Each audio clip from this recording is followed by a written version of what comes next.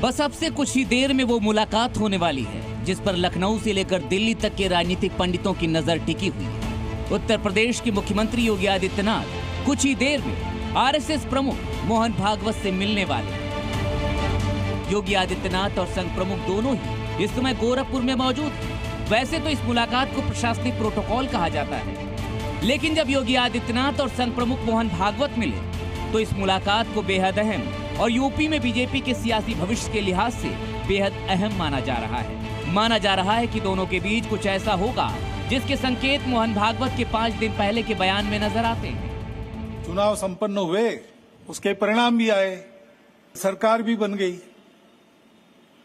ये सब हो गया, लेकिन उसकी चर्चा अभी तक चलती है।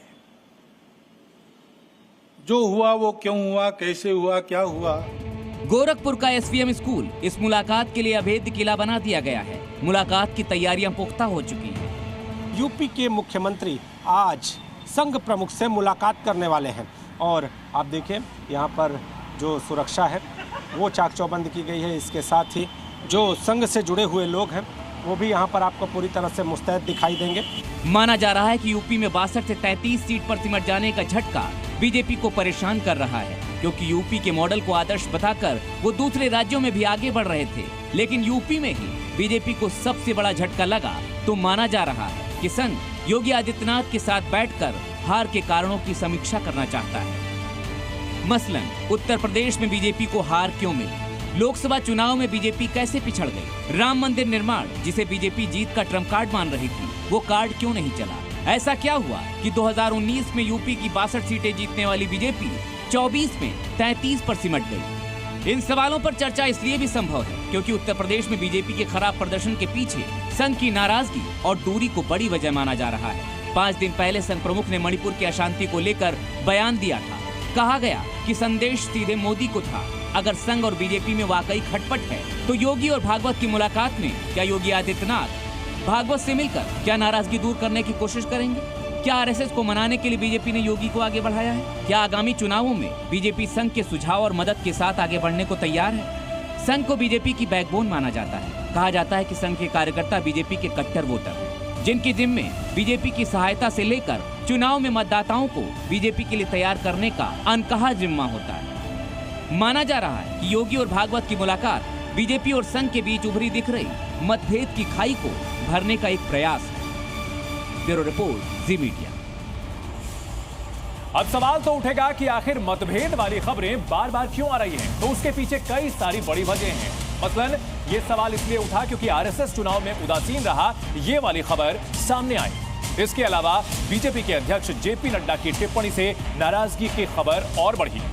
नड्डा का बीजेपी अपने आप में चलती है वाला बयान काफी सुर्खियों में रहा और चुनाव को लेकर आरएसएस ने कोई बैठक भी नहीं की। चुनाव बाद आने वाले आरएसएस के जो बयान हैं वो भी ये इशारा करते हैं कि सब कुछ ठीक नहीं है। इसके साथ साथ अगर बात करें 2004 के बाद 2024 में आरएसएस चुनाव के दौरान एक्टिव नहीं रहा, ये कहा जाता है, और जब भी आरएसएस एक्टिव नहीं रहता है तब बीजेपी का स्ट्राइक रेट जबरदस्त तरीके से गिरता है। आपको दिखाते हैं 1984 से लेकर अब तक का पूरा स्ट्राइक रेट कितना रहा है।